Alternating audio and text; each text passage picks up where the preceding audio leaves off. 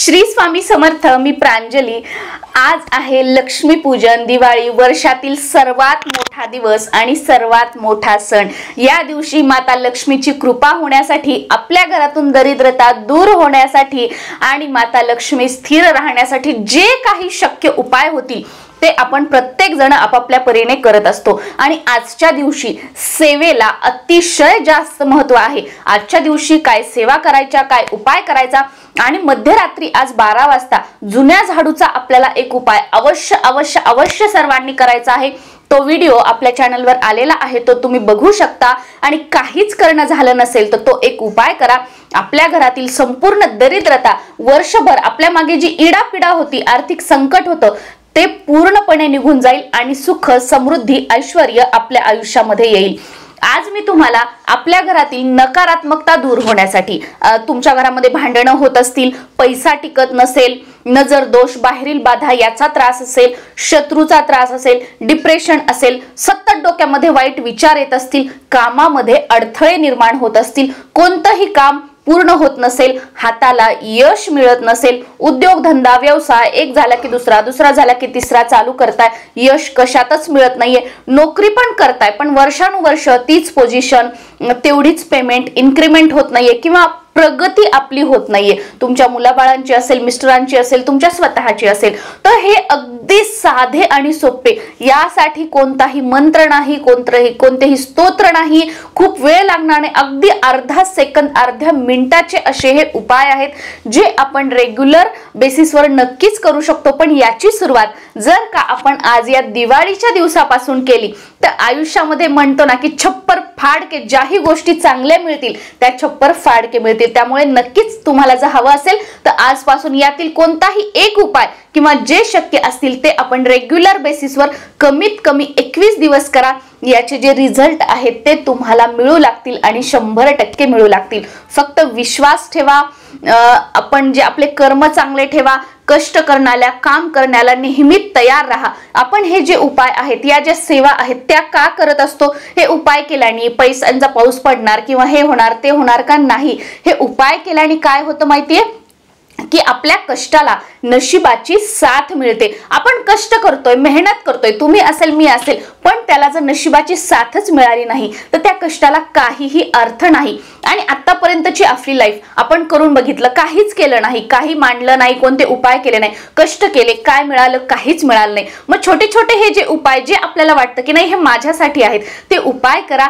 नक्कीच आपल्या कष्टाला नशिबाची जोड मिळवून देण्याचं काम हे उपाय करतील। तर सर्वात पहिला साधं छोटं तुम्हाला एक छोटे छोटे उपाय सांगते की जेणेकरून आपल्या घरामध्ये एकोपा निर्माण होईल, आजारपण वगैरे दूर होईल। तर सर्वात अगोदर, नवरा बायकोंचे तुमचे भांडणं होत असतील, नवरा बायकोंचं जमत नसेल, तुम्ही कितीही गोड बोला, कितीही चांगलं बोला, तुमचे मिस्टर तुमच्याशी चांगलं बोलत नाही, सतत भांडणं होतात, तुम्ही एक म्हटलं की त्याच्या उलट करतात, बाहेरच्यांचं ऐकून घरात भांडणं होतात, तर अशा वेळेला काय करायचं की थोडासा कापूर घ्यायचा, तो आपल्या शुद्ध गायच्या तुपामध्ये थोडासा बुडवून घ्यायचा, त्याच्यावर शुद्ध गायचं तूप लावायचं आणि हे आपल्या बेडरूम मध्ये, तुम्ही जिथे झोपता तिथे झोपण्याच्या अगोदर जर तुमच्याकडे चांदीची वाटी असेल आणि त्यामध्ये जर आजपासून तुम्ही हे रोज जाळलं तर तुमच्या नात्यामध्ये गोडवा निर्माण होईल, एकोपा तुमच्या घरामध्ये निर्माण होईल। हा अतिशय प्रभावशाली उपाय आहे। याच्यामध्ये तुम्ही 2 समोर फूल असलेल्या लवंगा सुद्धा रोज घालू शकता जर तुम्हाला हवं असेल तर। आणि चांदीची वाटी नसेल तर मातीची जी आपली पणती असते त्याच्यामध्ये आपल्याला नित्यनियमाने रोज जाळायचं आहे। तीच वाटी, तीच पंती रोज घ्यायची आणि रोज कापूर आपल्याला तुपात मिक्स करायचा, तो घ्यायचा। लवंगा घेणार असाल तर रोज 2 लवंगा घ्यायच्या आहेत। या पद्धतीने झोपण्याच्या अगोदर काळजी घेऊन, पडदे, बेड, अंथरुण, लहान मुलं यांची काळजी घेऊन रोज फॅन बंद करून आपल्याला बेडरूम मध्ये हे जाळायचं आहे आणि त्यानंतर झोपी जायचं आहे। दुसरं, आपल्या घरामध्ये भांडणं होतात, आजारपण आहे, नजर दोष, नकारात्मकता या सगळ्या गोष्टी आहेत, तर आपल्या घरात सर्वात जास्त नकारात्मकता कुठे असते याचा विचार तुम्ही स्वतःच करा। ते म्हणजे आपलं टॉयलेट, बाथरूम। यासाठी आपली एखादी मातीची पणती घ्या, 2 मातीच्या पणत्या आजच करा, त्याच्यामध्ये भीमसेनी कापराचे 2-2 तुकडे त्याच्यामध्ये आपल्याला ठेवायचे आहेत। आणि तुमच्याकडे असेल तर तुरटी सुद्धा थोडीशी क्रश करून किंवा त्याचे तुकडे याच्यामध्ये ठेवले तरी चालतील।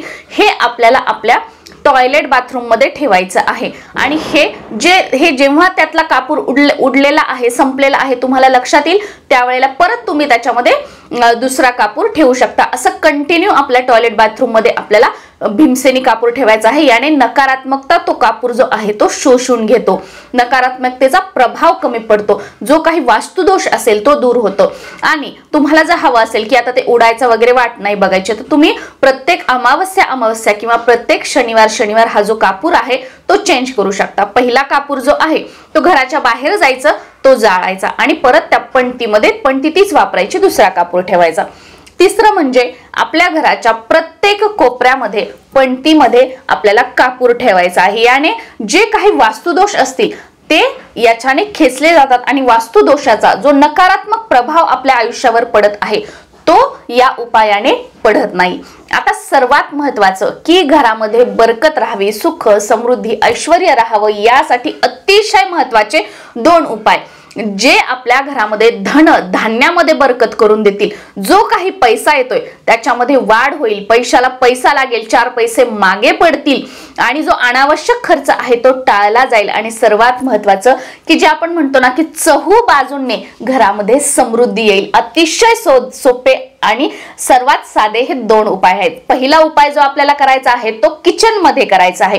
संध्याकाळी आपलं किचन मधलं सगळं काम वगैरे झालं, तुम्ही भांडे वगैरे घासले, किचन स्वच्छ केलं की त्यानंतर काय करायचं आहे, चांदीची वाटी असेल तर खूप उत्तम, पण चांदीची वाटी नसेल तर तुम्ही पणती घेऊ शकता। तर पणतीमध्ये आपल्याला भीमसेनी कापूर आणि त्याच्यामध्ये 2 लवंगा किंवा तुम्ही फक्त भीमसेनी कापूर तुपामध्ये तुम्ही शुद्ध गायच्या तुपामध्ये मिक्स केला आणि तो किचन मध्ये जाळायचा आहे। नित्य नियमाने रोज रात्री किचन मध्ये हा जाळायचा आहे आणि संध्याकाळी ते किचन मध्ये कापूर जाळा, ती पणती तिथेच ठेवायची। तुम्ही कुठे किचन ओट्यावर कुठे किचन मध्ये जाताय ती तिथेच ठेवायची आहे। रोज कंटिन्यू हे करायचं।